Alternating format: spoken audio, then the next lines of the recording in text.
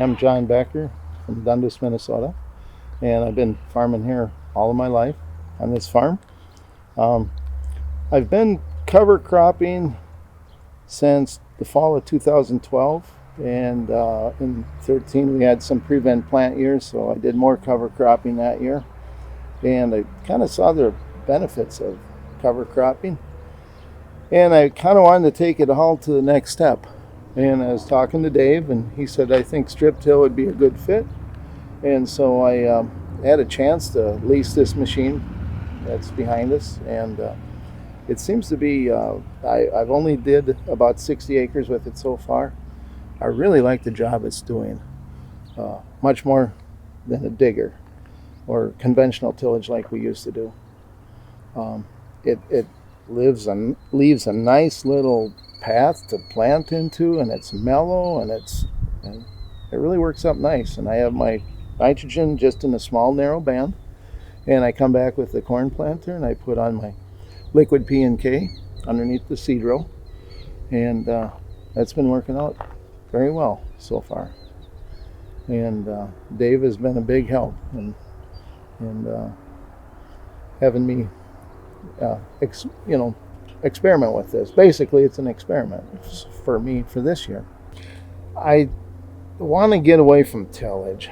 I've listened to Ray Archuleta quite a few times. I've watched some of Gabe Brown's webinars, and as they both say, tillage is killage, and we're kind of destroying the carbon by tilling the soil. And I wanted to be able to still leave most of the ground undisturbed and still have a nice little area to plant into. And so right now that's probably how I got going on that. So. Well, John asked virtually all the right questions, and that made my job as a mentor, if you want to call me that, to him. But I knew at the same time that there was an internal struggle, because strip till looks weird. It's not what we're used to doing. It's not what his dad Herb and my dad Ole did. But we know in our heads that it's better for the soil. And so I could see that that was weighing heavily on John's mind, and sooner or later, I figured this guy's going to make the decision and move ahead.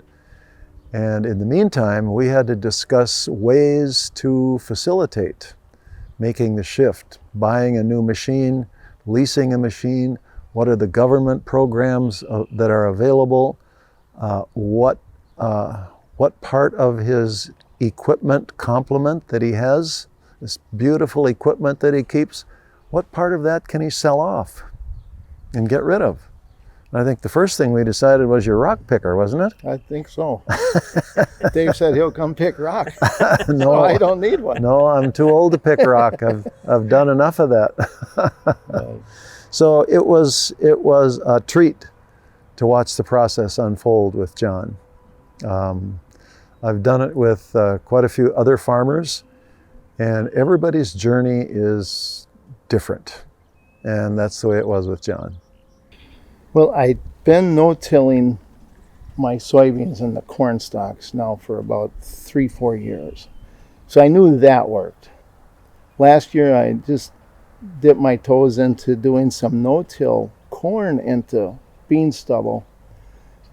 Pretty good success, but just was not real happy with the way that was all turning out. I thought that we could have, if we had a machine such as a strip till, we could have that nice little zone to build into.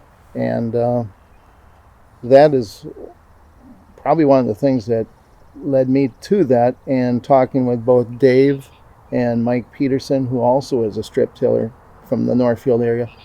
Dave's had, like I said, Dave's forgot more than I'll ever know. So he'll have, I'll have questions that I just asked Dave the other day. We're expecting a 3-inch rain coming. should I be building my zones before that 3-inch rain? What should I be doing? And he gave me the answer that I was looking for. So it's kind of like with most practices, a lot of common sense, and it works out. And I think you have to build trust in the system. And if you haven't been in the system long enough to trust it, Yeah. then you can count on people that are around you. And John is fortunate to live in this area with a group of fairly progressive, conservation-minded farmers around him. So people aren't going to drive into his yard and say, "Man, that's some weird stuff you're doing. What are you doing that for?"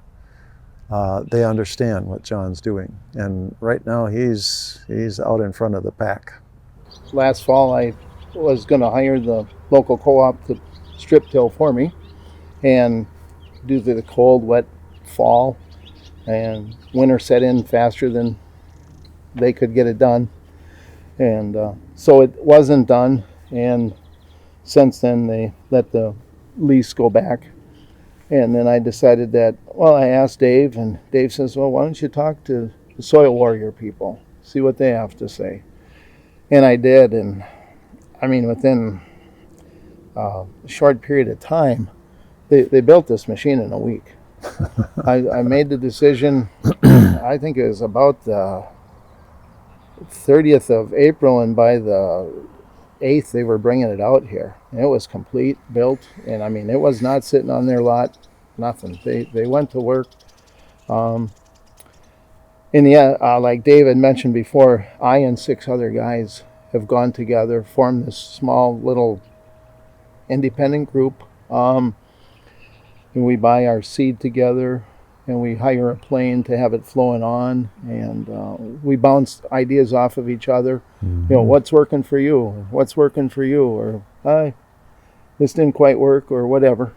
We don't really have a name for ourselves, so we just call ourselves the Magnificent Seven.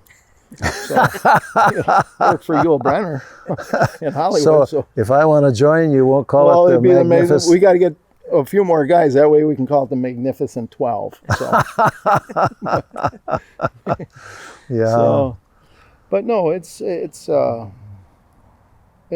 is a scary thing trying to start something new. Mm-hmm. And but I felt I had transitioned the farms far enough along with the cover crop to where I want to wean off a conventional tillage and get to strip till, and we'll just see how it goes. I believe in it. Mm-hmm. Farmers supporting farmers is a huge deal, because farmers can be brutal toward each other, and we accomplish very little by being divisive, but we can accomplish a great deal by being helpful, supportive, and if John chooses not to do things the way I do, but if it works for him, that's the important thing.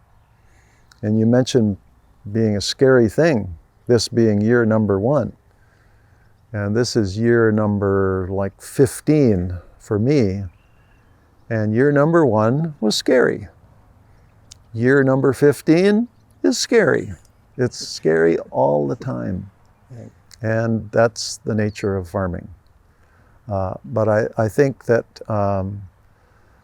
moving forward, trying new things, having those around you that want to learn, and being willing to take a step, that's really important.